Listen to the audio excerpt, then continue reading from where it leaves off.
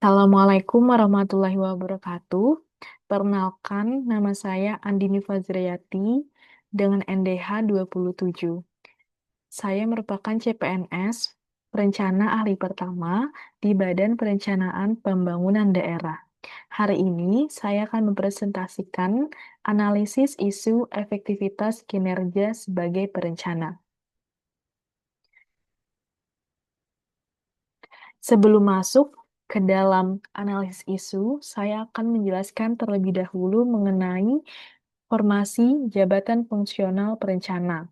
Menurut Permenpan RB nomor 20 tahun 2024 tentang Jabatan Fungsional Perencana, perencana merupakan PNS yang diberi tugas, tanggung jawab, wewenang, dan hak secara penuh oleh pejabat yang berwenang untuk melakukan tugas teknis perencanaan pembangunan.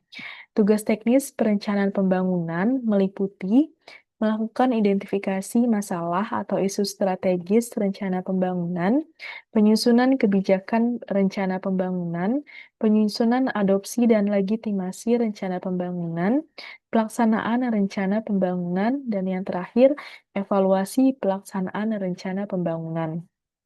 Saya sebagai CPNS, perencana ahli pertama, bertugas dalam menyiapkan data dan dokumen lain untuk penyusunan dokumen dan evaluasi pelaksanaan rencana pembangunan tahunan. Berdasarkan penjelasan yang telah saya paparkan, rencana memiliki peran strategis dalam mendukung keberhasilan pembangunan daerah. Efektivitas kinerja perencanaan sangat bergantung pada ketepatan waktu dan kualitas penyusunan dokumen perencanaan pembangunan. Namun, dalam praktiknya, masih terdapat isu-isu yang menghambat efektivitas tersebut.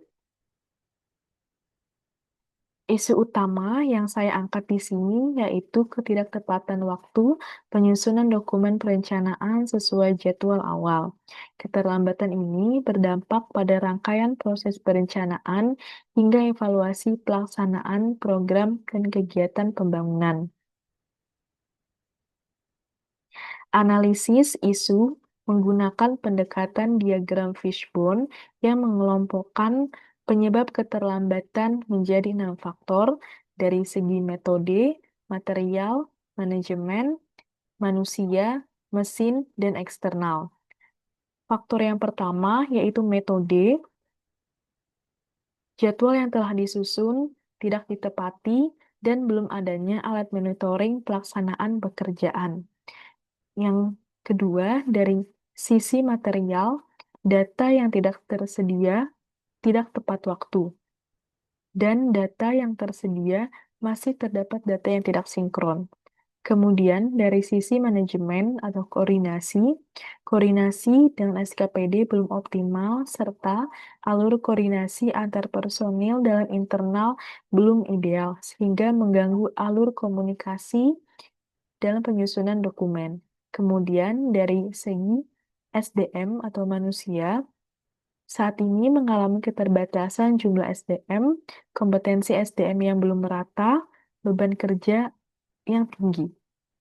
Kemudian dari segi mesin atau sistem, belum adanya sistem database berbasis teknologi terintegrasi antara Bapeda dan SKPD. Kemudian terakhir dari segi eksternal, adanya regulasi terbaru dari pemerintah pusat di tengah waktu penyusunan dokumen perencanaan. Berdasarkan analisis isu tersebut, ditawarkan solusi dari masing-masing akar masalah. Yang pertama, dari akar masalah metode dapat digunakan Gantt chart dan evaluasi mingguan. Kemudian, dari segi material atau data informasi dapat dilakukan optimalisasi pengumpulan data dengan jadwal pengumpulan yang dimajukan dan validasi data dilakukan lebih awal. Kemudian juga dapat dilakukan pembuatan template kertas kerja pengumpulan data dan melakukan cross-check data sebelum digunakan. Kemudian, dari segi manajemen atau koordinasi, dapat dioptimalkan dan ditingkatkan koordinasi alur komunikasi tertulis, dan forum koordinasi yang harus diperkuat. Kemudian, dari segi SDM atau manusia, perlu dilakukan penguatan kapasitas SDM dengan melakukan pelatihan rutin dan skala prioritas pekerjaan. Kemudian, dari segi mesin atau sistem, dilakukan pengembangan sistem informasi berupa e-database berbasis web atau spreadsheet dengan akses yang terkontrol. Kemudian yang terakhir, dari segi eksternal, harus dilakukan pelatihan kepada SDM agar responsif terhadap perubahan, berupa peningkatan kemampuan adaptasi terhadap regulasi terbaru dan adanya alur revisi dokumen agar proses tetap berjalan secara efektif dan efisien. Berikut contoh dashboard monitoring tugas atau kegiatan yang bisa dibuat. Pertama, dapat dicantumkan nama pegawai atau nama personil sebagai penanggung jawab tugas atau kegiatan. Kemudian nama tugas dan kegiatannya, kemudian ditambahkan dengan batas waktu atau target waktu penyelesaian tugas atau kegiatan, ditambahkan dengan status apakah belum mulai, sedang berjalan, atau sudah selesai, kemudian ditambahkan progresnya agar kita dapat mengetahui sudah sampai mana pekerjaan tersebut dikerjakan. Kemudian jika terdapat kendala, juga dapat dikomunikasikan di dalam dashboard ini dan juga dapat diteruskan untuk didiskusikan dengan personil lainnya. Kemudian diberikan keterangan atau tindak lanjut atas kendala yang dihadapi.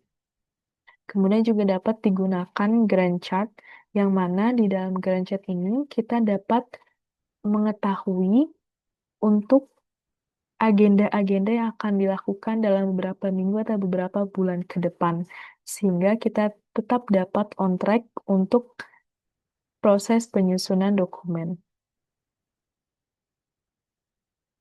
Berikut infografis isu dari paparan yang telah saya paparkan. Efektivitas perencana bukan hanya tentang kemampuan teknis menyusun dokumen, tetapi juga tentang manajemen waktu, koordinasi lintas sektor, serta pemanfaatan teknologi dan data. Melalui penerapan solusi di atas, diharapkan ketepatan waktu dan kualitas perencanaan dapat ditingkatkan. Terima kasih. Wassalamualaikum warahmatullahi wabarakatuh.